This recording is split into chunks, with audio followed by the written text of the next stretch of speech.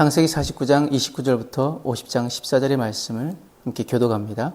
그가 그들에게 명하여 이르되 내가 내 조상들에게로 돌아가리니 나를 햇사람 에브론의 밭에 있는 굴에 우리 선조와 함께 장사하라. 이 굴은 가나안 땅 마므레 앞 막벨라 밭에 있는 것이라. 아브라함이 햇사람 에브론에게서 밭과 함께 사서 그의 매장지를 삼았으므로 아브라함과 그의 아내 사레가 거기 장사되었고 이삭과 그의 아내 리브가도 거기 장사되었으며 나도 레아를 그곳에 장사하였노라. 이 밭과 거기 있는 굴은 햇사람에게서 산 것이니라. 야곱이 아들에게 명하기를 마치고 그 발을 침상에 모으고 숨을 거두니 그의 백성에게로 돌아갔더라.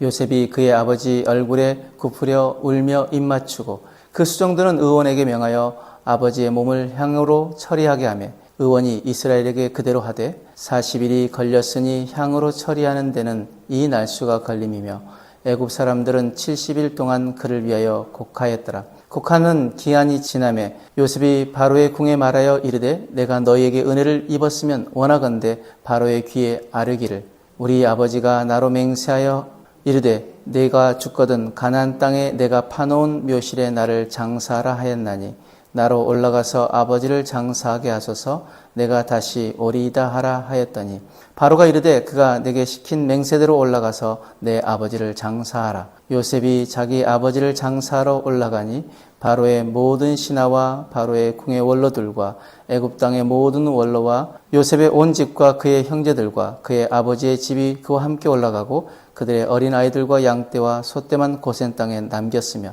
병거와 기병이 요셉을 따라 올라가니 그때가 심히 컸더라. 그들이 요단강 건너편 아닷타장 마당에 이르러 거기서 크게 울고 애통하며 요셉이 아버지를 위하여 7일 동안 애곡하였더니 그 땅 거민 가나안 백성들이 아담 마당의 애통을 보고 이르되 이는 애굽 사람의 큰 애통이라 하였으므로 그 땅 이름을 아벨 미스라임이라 하였으니 곧 요단강 건너편이더라. 야곱의 아들들이 아버지가 그들에게 명령한 대로 그를 위하여 따라 행하여 그를 가나안 땅으로 메어다가 마므레 앞 막벨라 밭 굴에 장사했으니 이는 아브라함이 헷 족속 에브론에게 밭과 함께 사서 매장지를 삼은 곳이었더라. 요셉이 아버지를 장사한 후에 자기 형제와 호상꾼과 함께 애굽으로 돌아왔더라. 사람은 누구나 마지막에 돌아가고 싶은 곳이 있습니다. 어떤 사람은 고향을 그리워하고 어떤 사람은 가족의 품을 생각합니다. 그런데 성경은 우리에게 더 중요한 본향이 있다고 말합니다. 히브리서 11장은 믿음의 사람들을 가리켜 더 나은 본향을 사모했다라고 말합니다. 그 본향은 이 땅이 아니라 하나님이 예비하신 영원한 하늘나라입니다. 오늘 본문에서 야곱은 죽음을 앞두고 마지막 유언을 남깁니다. 나를 애굽에 묻지 말고 가나안 막벨라 굴에 장사하라. 이것은 단순히 고향에 묻히고 싶다는 말이 아니었습니다. 하나님께서 약속하신 땅을 끝까지 붙드는 믿음의 고백이었습니다. 야곱은 평생 험악한 세월을 살았습니다. 속고 속임에 살았고 사랑하는 자녀를 잃는 아픔도 겪었습니다. 그러나 그의 마지막은 분명했습니다. 나는 하나님이 약속하신 본향을 바라본다. 오늘 우리도 이 말씀을 통해 무엇을 바라보며 살아야 하는지를 깨닫게 되기를 바랍니다. 먼저 29절 말씀에 야곱은 아들들에게 자신을 막벨라 굴에 장사하라고 엄히 명합니다. 그것은 아브라함과 사라, 이삭과 리브가가 묻힌 곳이었습니다. 그렇다면 왜 야곱은 애굽의 좋은 무덤을 거절했을까요? 애굽은 당시 세계 최고의 나라였습니다. 풍요와 권세와 문명이 있었습니다. 그러나 야곱은 압니다. 여기는 영원히 머물 곳이 아니다. 그는 하나님의 약속을 붙들었던 사람입니다. 비록 가나안 땅은 아직 완전히 차지하지 못했지만 하나님께서 그 약속을 반드시 이룰 것을 믿었습니다. 믿음의 사람은 눈앞의 현실보다 하나님의 약속을 더 크게 봅니다. 오늘날도 마찬가지입니다. 우리는 세상의 성공과 편안함에 마음을 빼앗기기 쉽습니다. 돈, 안정, 인정. 이것이 인생의 목적처럼 보일 때가 있습니다. 그러나 우리 성도는 이 땅에 영원히 머무는 사람이 아닙니다.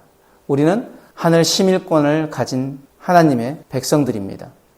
세상은 우리의 집이 아니라 지나가는 광야이며 우리는 나그네이고 우리의 본향은 하나님의 나라입니다. 야곱은 죽는 순간까지 그것을 잊지 않았습니다. 50장 1절에 보면 요셉은 아버지의 죽음 앞에서 크게 웁니다. 그리고 애굽의 방식대로 시신을 향으로 처리하게 합니다. 그런데 이것은 믿음이 없어서가 아닙니다. 가나안까지 긴 거리를 이동하기 위한 현실적인 지혜였습니다. 또한 요셉은 바로에게 정중히 허락을 구합니다. 그는 애굽의 총리였지만 질서를 무시하지 않았습니다. 여기서 중요한 것은 무엇일까요? 요셉은 세상 속에 살았지만 세상에 동화되지 않았다는 것입니다. 우리도 세상 속에서 살아갑니다. 직장과 학교, 가정 속에서 살아갑니다. 신앙은 세상을 떠나는 것이 아닙니다. 세상 가운데 살지만 세상 한가운데서 하나님의 사람답게 살아내는 것입니다. 정직하게 일하고 약속을 지키고 사랑하며 살아가는 것입니다. 요셉처럼 우리의 삶이 저 사람 안에는 하나님이 살아계신다라는 증거가 되어야 할 줄 믿습니다. 50장 7절에서 9절 말씀 보면은 애굽의 고관들과 병거가 함께 움직였기에 야곱의 장래 행렬은 매우 크고 장엄했습니다.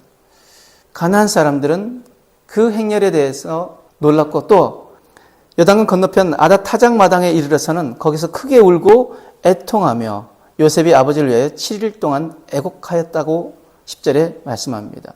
그래서 그 가나안 사람들이 그 슬픔을 보며 놀랐습니다. 그래서 그곳 이름을 아벨 미스라임, 곧 애굽인의 곡함이라고 그 땅을 이름합니다. 여러분 생각해 보시기 바랍니다. 야곱은 평생 순탄한 삶을 살지 못했습니다.